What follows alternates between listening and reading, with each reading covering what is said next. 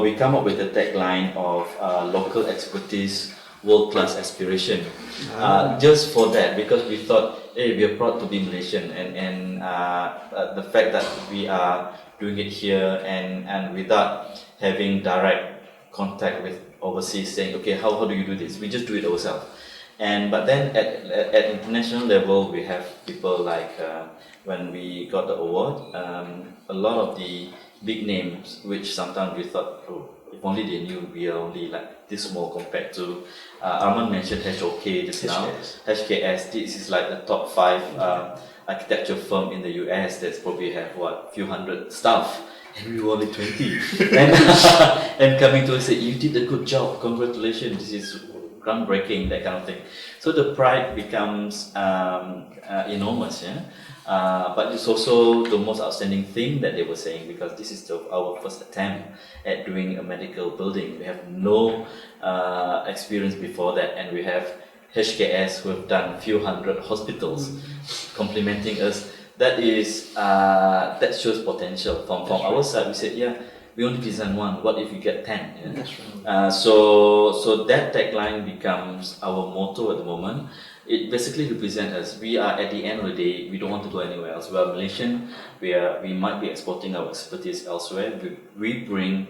For me, I still hope I can bring back the humility that is always inside. That the feeling of being responsible, of being conscious about what are the impacts of the building to other people.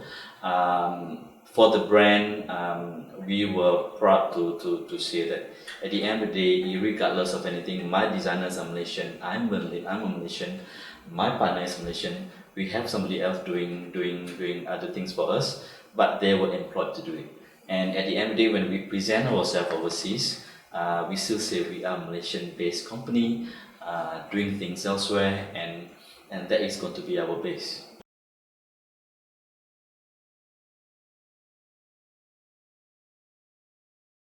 Being contextual, being anywhere in Malaysia, when we do a project in Kota Belud, we took the local motifs, the local aspiration, used the local expertise to do decorations for us. And the other one that we're doing now for Temple of Fine Arts, we're doing a small medical facility for them. Them being Temple of Fine Arts, we said we want to celebrate the Indian culture. You guys are the guardian of anything relating to the Indian culture. We want to invite you in, design the walls for us, design the screens for us, do a competition, and change it as you like. We give you a blank canvas, decorate it. Yeah. So at the end of the day, we said this collaboration is at a very different level. We know that we have to do something for the society. The society will benefit from it. The building will enhance the whole environment, because it's at a situation where the surroundings are not very pleasant. But having a gem in the middle of an environment which is, I would say, not conducive, giving back to society, giving them a space on the roof, a big green space that you can like a little sanctuary. So I think that's the least I can do, and get people to contribute in the way they like it. Yeah, I mean, we will do it for other communities also. We're doing something for the Punjabis. We like to get their culture to be in. The same with others. So that I think at the end they put us in the situation where we are working with people. We are not architects who dictates. We seldom dictates our style to the client. We work with the client. We absorb their kind of like aspirations, and at the end of the day, perhaps we make it to our own. Like so it became a trademark. But in Temple of Fine Arts, we want it to be Temple of Fine Arts. It's not Arte Axis design or Anuar Aziz architect. So we hide behind our building, but let them shine. Yeah, it's their building.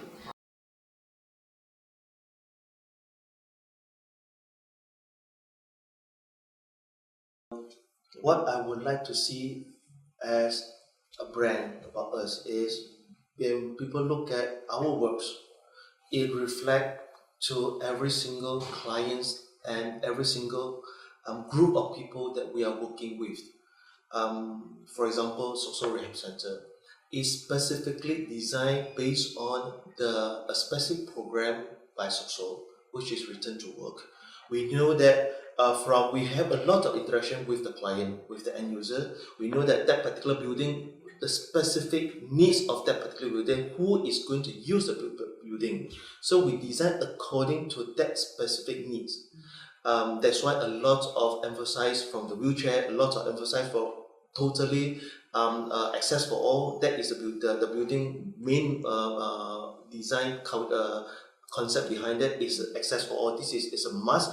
From the concept, inception design to the detail to the construction, that has been always been emphasized in, irregardless of even though the structural engineer might say, oh no, I don't have, I know some of the things that we cannot tolerate, we can't tolerate. So they have to redesign it and go back to drawing board and make sure that works for the intention of that building.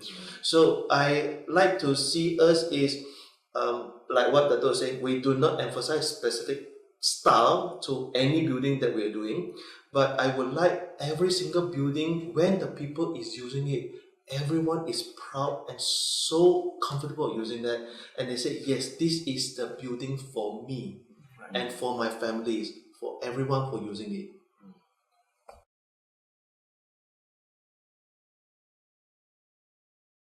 There are different categories of success. Yeah? The first set of success must be the satisfaction of our client. I think that is the most important thing. I would say in general, our building do satisfy the client's requirements in terms of budget, in terms of time. Yeah. There are things that we don't know. We are honest enough to say we don't know, but we research on it. We categorize our building into international standards, regional standards, or local consumption. So these ones and Media Hub, it is international level because the level of design, the level of thinking, philosophy behind it is at par at what you look at all the other international projects. Regional meaning is probably because of the size of the project and also the less complexity in terms of brief, but nevertheless creativity do come out of it. And the other one are basically just local consumption, meaning okay, individual bungalows, very specific designs. Okay, we'll do it for them out of and that's it. Yeah. So the first level of success must be the client who are appreciative and really like the building that we do.